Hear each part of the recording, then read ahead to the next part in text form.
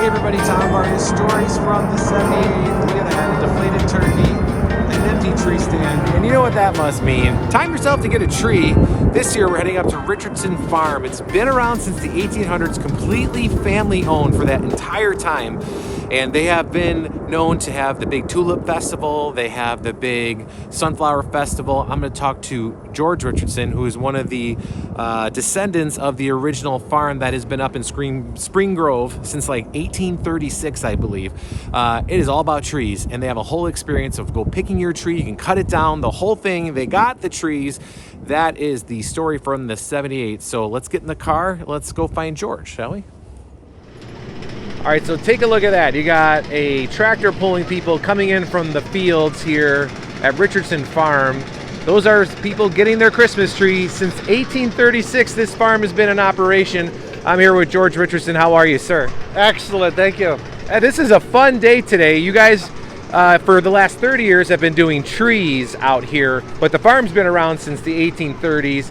You have Tulip Fest, you have Halloween Fest, you have sunflower, you have a whole bunch of things all year long here. You betcha. Keep it busy. We got 3 families involved in the business. My brother and I have been farming together since the early 80s, and then my son joined the business full-time about 12, 13 years ago. So 5th and 6th generations are farming the land right now.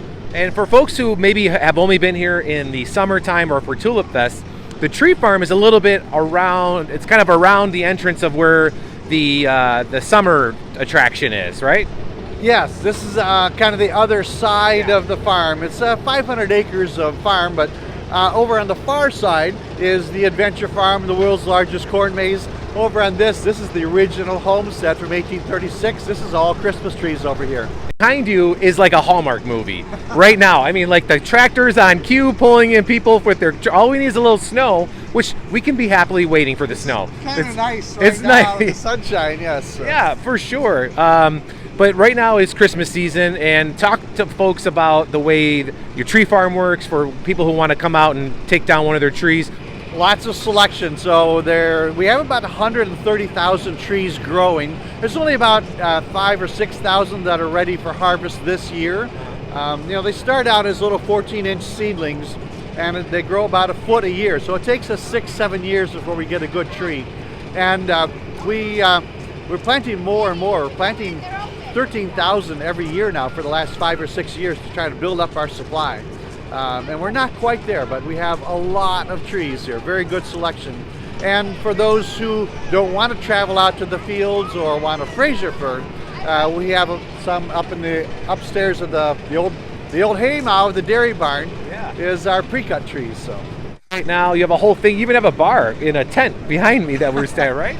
Well, yes, we like to have lots of donuts. Is one of my favorite things. I mean, a hot, fresh donut is just unbeatable. So, yeah, that's why it's exhausting right out here where you and I are talking. Yeah. If the people could just smell it right here. So. Right. And then we added draft beer this year, and we've always had beer and wine and things like that to kind of round out the experience. It's a lot of fun for sure, and people should get here sooner than later because we were talking before, there is a tree farm or tree shortage in the United States where the trees are they're in demand and there's just not enough of them. You have plenty of trees, just not some of maybe more popular ones. Some people, they want the Fraser firs or the Canaan firs.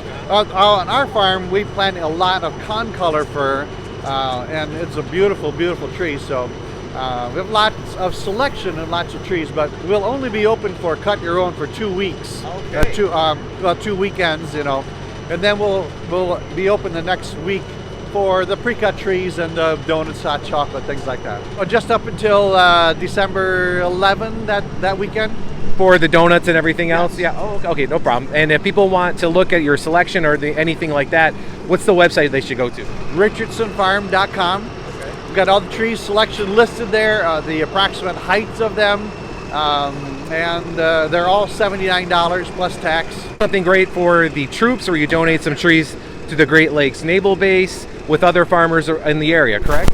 Yes, Trees for Troops is a national organization. Farmers all across the United States will donate about 16,000 trees this year, and FedEx will deliver those trees for free to the military bases in the United States.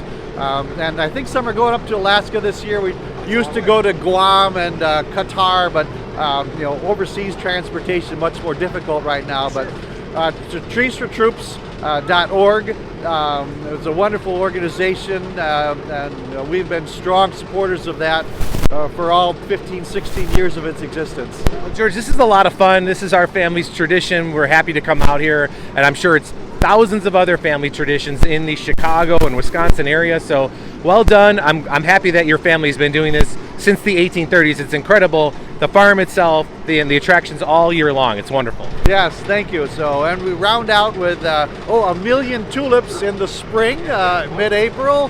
Yeah, and the fall adventure farm, world's largest corn maze. We have lots of things going on. Lots of things going on all year here. George, thank you very much, and happy holidays to you and your family. Thank you. Good to see you. All right, from Spring Grove all the way back here to Chicago, Richardson Tree Farm, a whole experience that you definitely should check out. TomBarnesChicago@gmail.com if you have a suggestion for a story from the 78, or head over to the website storyfromthe78.com.